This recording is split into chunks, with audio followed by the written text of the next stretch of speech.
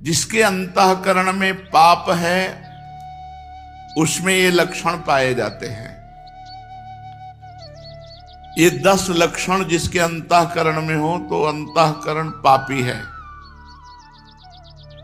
इन लक्षणों का अगर अपने अंदर एक का भी स्थान हो तो नाम जप के प्रभाव से उसको हटा दो, नहीं वो पाप कर्म करवाता रहेगा। पहला, चोरी। किसी की भी चोरी, बहुत प्रकार की चोरी होती है। किसी और महापुरुष की बात छाप अपनी लगा के चोरी हो गई। भागवतिक सिद्धांतों में भी किसी और महापुरुष की बात है और छाप अपनी लगा दी, बात अपनी लगा दी तो चोरी हो गई। जिसकी बात है उसी का नाम लेके बोलो, पूज्यपाद अमुक महापुरुष ने ऐसे वचन बोले, अपनी छाप नहीं लगानी, चाहे वो पद हो चाहे उनकी शब्दावली हो, उन महापुरुष ने ऐसा कहा। चोरी दूसरे की वस्तु का, दूसरे के अस्तित्व का अपहरण करना चोरी कहलाता है। जिसमें चोरी करने का स्वभाव है, चाहे वो जो भी चोरी हो, बहुत प्रकार से चोरी होती है। वो अंतःकरण में पाप है इसलिए बर्दाश्त होता है, नहीं तो पवित्र अंतःकरण में चोरी बर्दाश्त नहीं होती। किसी को चोरी नहीं कर सकता। छल कपट के द्वारा, बेईमानी के द्वारा और भी अन्य वृत्तियों के द्वारा जो दूसरे से धन लिया जाता है, वस्तु ली जाती है, उसके स्वत्व का अपहरण किया जाता है, उसके अधिकार को छीना जाता है, ये सब चोरी के अंतर्गत आता है। जिसमें चोरी है वो पापी अंतःकरण है। दूसरा, हिंसा। किसी भी जीव की हत्या करना। हिंसा भी बहुत प्रकार की होती है। वाणी से किसी के हृदय को दुख पहुंचाना भी हिंसा है। शरीर से किसी के शरीर को पीड़ा देना भी हिंसा है। आप खिलवाड़ में किसी जीव के साथ आप उसको बंद करके मनोरंजन कर रहे हैं और उसको प्राणों का भय लग रहा है, ये हिंसा के अंतर्गत ही आएगा। बंदर है, पक्षी है, कुत्ता है, ऐसे पशुओं को आप मनोरंजन में ही प्रताड़ित कर रहे हैं तो हिंसा के अंतर्गत आएगा। आप मांस खाते हैं लेकिन आप किसी जीव की हिंसा नहीं करते, पर हिंसा करने का पाप आपको लगेगा क्योंकि आप उस मांस को खाते हैं। ये जो लोग कहते हैं कि मछली में तो कोई ऐसा, भगवान ने मत्स्य अवतार धारण किया है। मत्स्य अवतार, मछली का अवतार भगवान ने धारण किया है। और जिनको ये लगता है कि अगर हम खाएंगे नहीं तो ये बढ़ जाएंगे, तो फिर नरक भी आपके लिए भगवान ने तैयार किया है, क्योंकि आप विनाश लीला के पार्षद बनेंगे तो विनाश आपका होगा, आपकी दुर्गति होगी।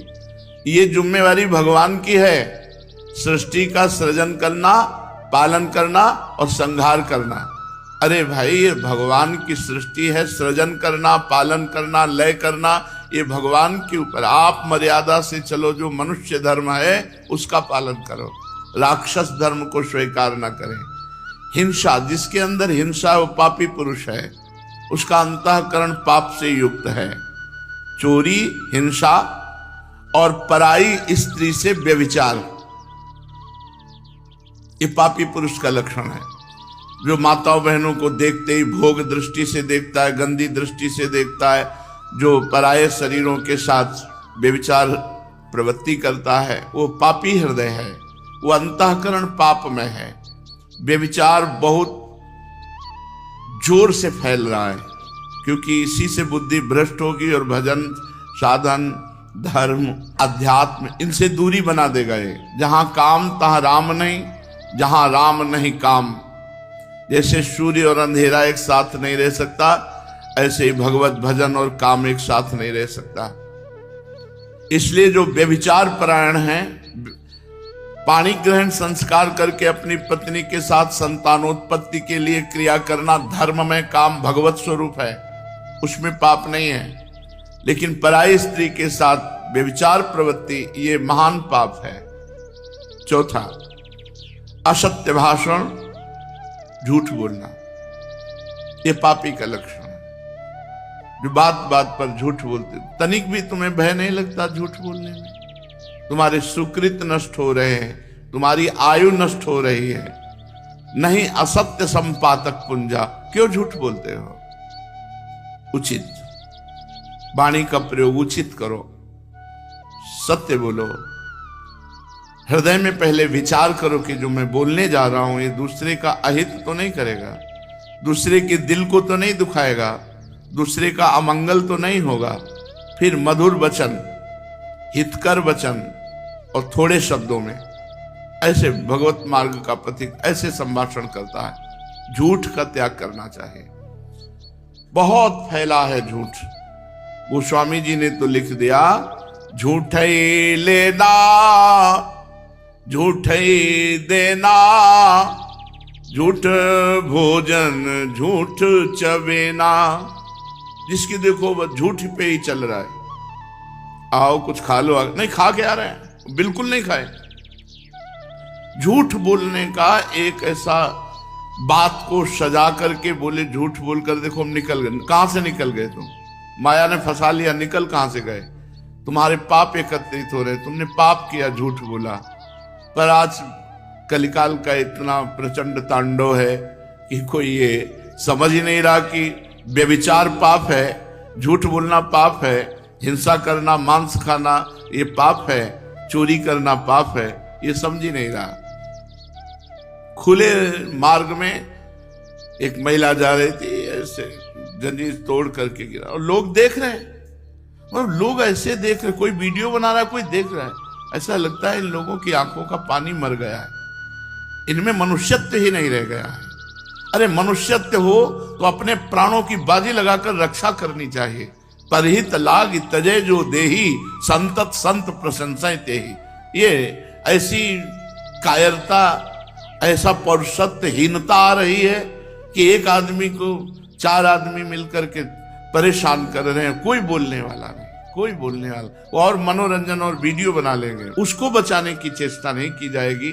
एक आदमी का एक्सीडेंट हुआ पड़ा है, आदमी कार से निकलता है, खिड़की खोली, वीडियो बनाया, चल दिया। ऐसी पशुता आती जा रही है, स्वार्थ वृत्ति आती जा रही है। क्यों? क्योंकि पाप हृदय में विराजमान है।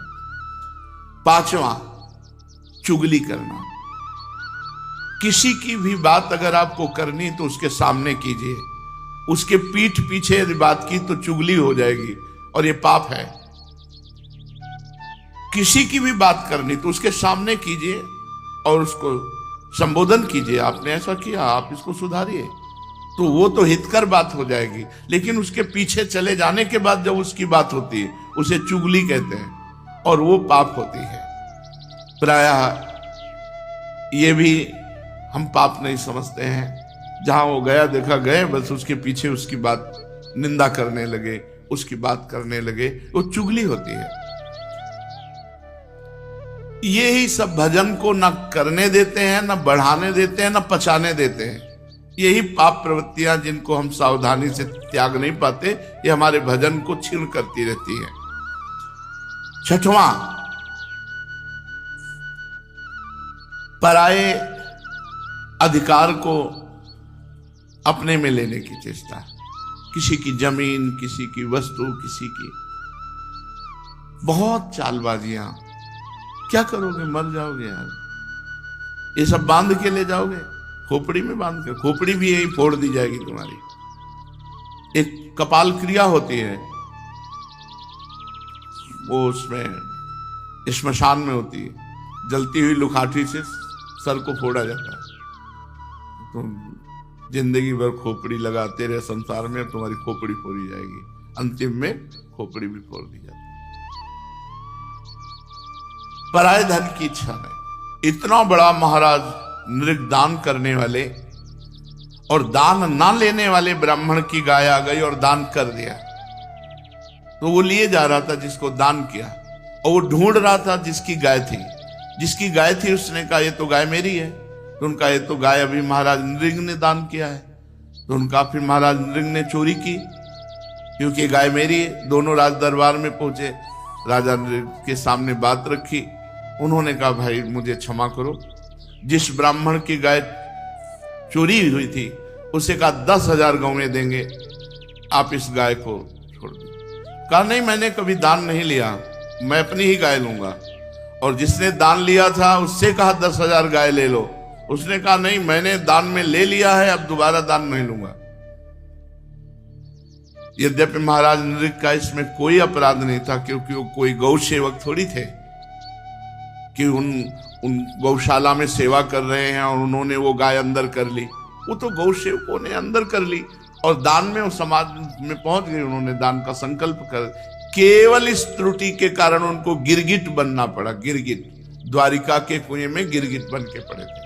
छोटा सा अपराधाभास, अपराध नहीं था, उनको पता नहीं था कि ये इस तरह से गाय हमारे गौशाला में आई है और जानबूझकर वो दान कर दिए, ऐसा नहीं था।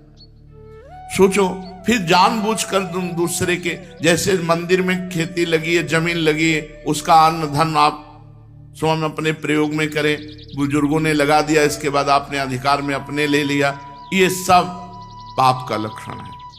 कभी किसी की इंच भर जमीन, 1 रुपया, 1 दाना भी लेने की कोशिश मत करो तो आनंदित रहोगे।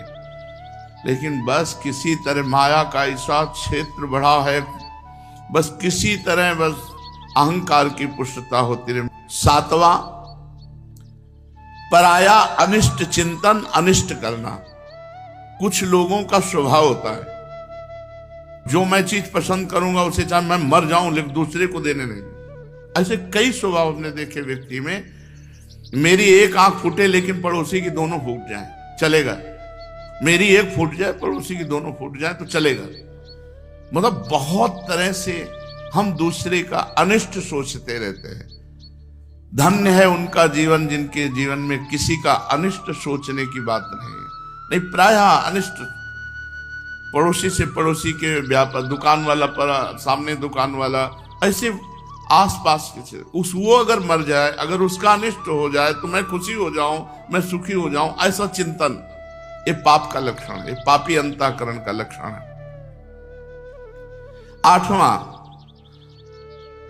बोलने में अश्लीलता, अश्लील भाषण, गंदी बातें। जब देखो तब गंदी बातें करना, गिरी गिरी बातें करना, नीच बातें करना। अरे बात करनी है तो सच्चिदानंद भगवान की करो, सिद्धांत की करो, गीता भागवत की करो, हितकर बात करो। अश्लील गंदी बातें क्यों बोलते हो? पापी पुरुष का लक्षण होता है अश्लील संभाषण करना। पूज्य बाबा ने कहा यदि नाम जप करता है, अश्लील भाषण करता है तो नाम जप का कोई प्रभाव नहीं होगा। और 9वां, असंबद्ध प्रलाप, बेमतलब का बोलने का स्वभाव। ऐसे लोग पाप हृदय होता है, इसलिए ऐसे बोलते रहते हैं, असंबद्ध प्रलाप। और 10वां, अभिमान। मैं बस वो अभिमान भरा, ये पाप का लक्षण। जब निष्पाप हो जाओगे तो दैन्य हो जाओगे। अभिमान भगवान के चरणों में समर्पित हो जाएगा। चोरी, हिंसा, व्यभिचार, झूठ, चुगली, परधन की इच्छा, पराया अनिष्ट चिंतन और अश्लील भाषण, असंबद्ध प्रलाप और देहाभिमान, ये 10 लक्षण पापी में पाए जाते हैं। अगर इनमें से एक भी है तो हटा देना चाहिए, नहीं भजन में बाधा पहुंच जाएगी।